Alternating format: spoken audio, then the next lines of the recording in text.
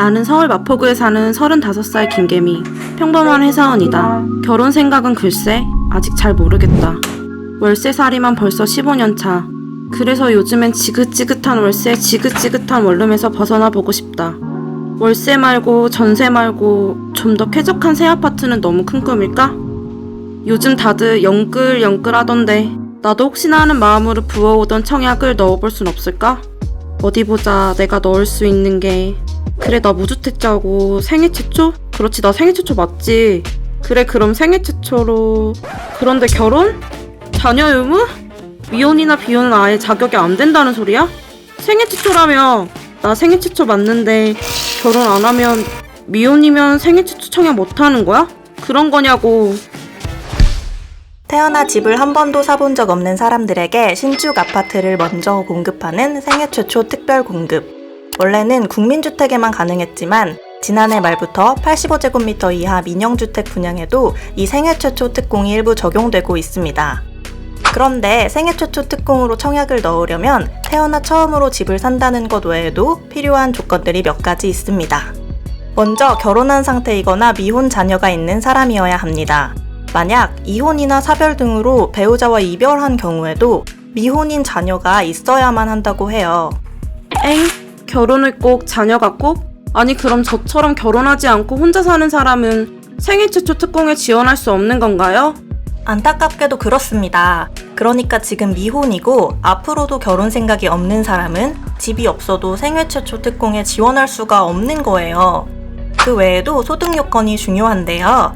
올해부터는 민영주택 생애 최초 특공에 지원하는 가구 소득이 전년도 도시근로자 월평균 소득의 130% 이하여야 우선 공급 대상이 된다고 해요.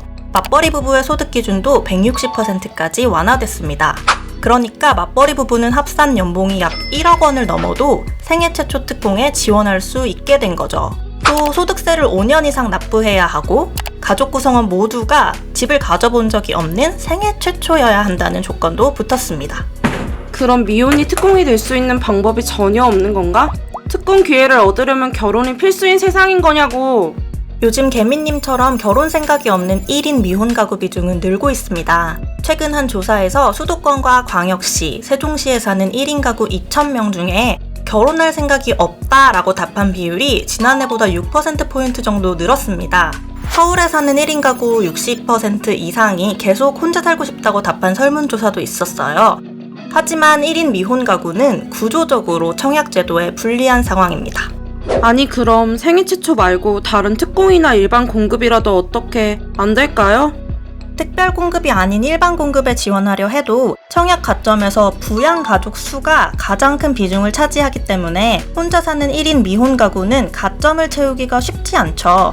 과거 MBC 나 혼자 산다에서 1인 미혼 가구인 배우 이시연 씨가 청약에 당첨돼 서울 동작구에 있는 새 아파트로 이사하는 모습을 보여줬었는데요.